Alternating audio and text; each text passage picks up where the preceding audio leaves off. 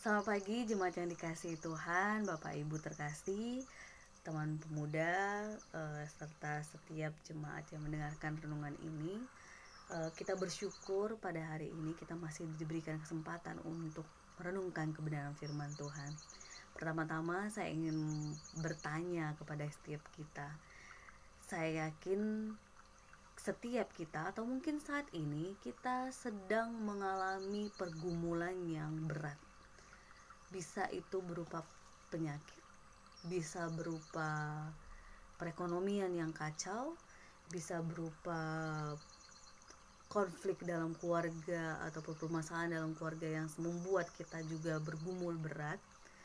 Nah, apapun tipe pergumulan yang sangat berat itu, biasanya kita memiliki dua sikap iman. Yang pertama, kita akan menjadi orang yang jauh dari Tuhan. Kita akan menjadi orang yang mengandalkan kekuatan kita sendiri sehingga tidak lagi mengingat Tuhan dan tidak lagi mengandalkan Tuhan. Itu sikap iman yang pertama. Yang kedua, kita bisa menjadi orang yang justru semakin beriman kepada Tuhan, semakin mengandalkan Tuhan, semakin memohon kepada Tuhan apa yang Tuhan mau melalui pergumulan ini, apa yang Tuhan kehendaki, apa yang harus kita lakukan. Nah, bersyukur Bapak Ibu terkasih, pada hari ini kebenaran firman Tuhan yang sampai kepada kita tentang seseorang yang memperjuangkan iman di tengah sakit yang ia derita. Matius pasal 9 ayatnya yang pertama sampai 8.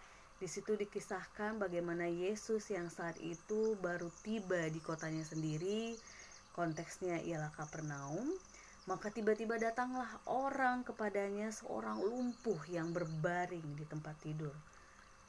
Ketika Yesus melihat iman mereka, berkatalah ia kepada orang lumpuh itu, "Percayalah, hai anakku, dosamu sudah diampuni."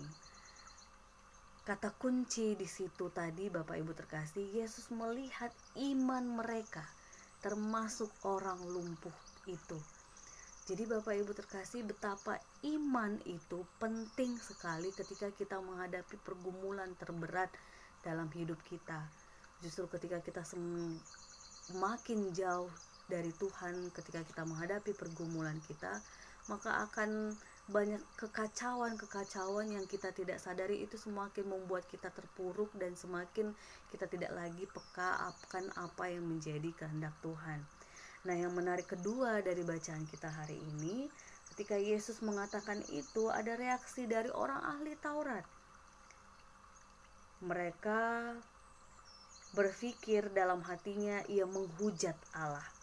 Tetapi Yesus mengetahui pikiran mereka dan berkata kepada mereka, "Mengapa kamu memikirkan hal-hal yang jahat dalam hatimu? Manakah lebih mudah mengatakan dosamu sudah diampuni, atau mengatakan bangunlah dan berjalanlah?" Bagian ini Bapak Ibu terkasih adalah pelajaran kedua yang menurut saya perlu kita renungkan juga bersama-sama.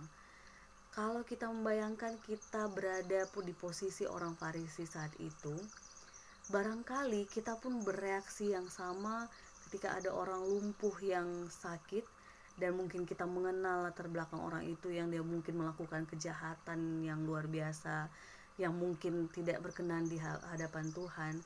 Maka dengan paradigma orang Farisi saat itu yang sangat-sangat mudah menghakimi orang lain, maka dia akan sangat-sangat sulit untuk mengatakan dosamu sudah diampuni, karena mereka sangat lebih cenderung mudah untuk menghakimi gitu ya Bapak Ibu.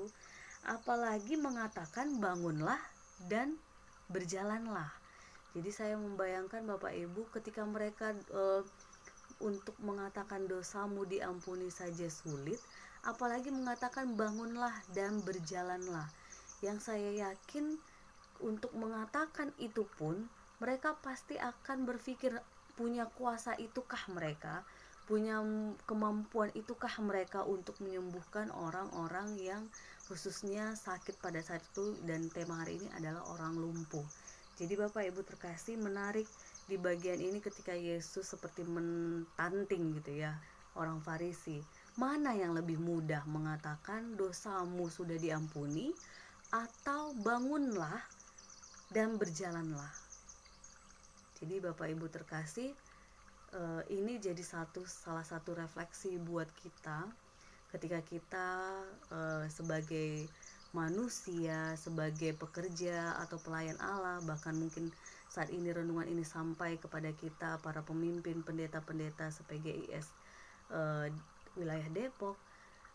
Apakah kita lebih mudah untuk menghakimi orang-orang di sekitar kita, atau justru memberikan kelegaan, pengampunan kepada mereka yang saat ini sedang menderita dan bergumul? Karena yakin Bapak Ibu terkasih, ketika kita mengatakan hal yang kedua, bangunlah dan berjalanlah, itu perlu ekstra iman yang luar biasa dan butuh kekuatan atau kuasa ataupun karunia dari Tuhan sehingga kita mampu melakukannya. Tetapi ketika kita masih berusaha melihat diri, mengecek diri untuk melakukan yang kedua, maka ada hal sederhana sebenarnya yang bisa kita lakukan, yaitu memberikan kelegaan kepada mereka yang sedang bergumul. Hari ini firman Tuhan yang mau kita petik untuk menjadi kekuatan kita, tetaplah beriman ketika ada pergumulan besar dalam kehidupan kita, karena Tuhan pasti menolong. Yang kedua, berikanlah kelegaan, berikanlah damai sejahtera kepada mereka yang saat ini sedang terbeban berat, yang sedang bergumul berat, meskipun kita tahu itu karena kesalahan mereka, karena mereka yang jatuh dalam dosa-dosa yang itu terlihat mata oleh kita sebagai pengikut Tuhan, sebagai Allah yang maha kasih yang kita teladani, maka kita pun harus mengasihi mereka, merangkul mereka, memberikan kelegaan kepada mereka. Tuhan memampukan kita, Tuhan memberkati setiap segala karya pelayanan kita. Amin.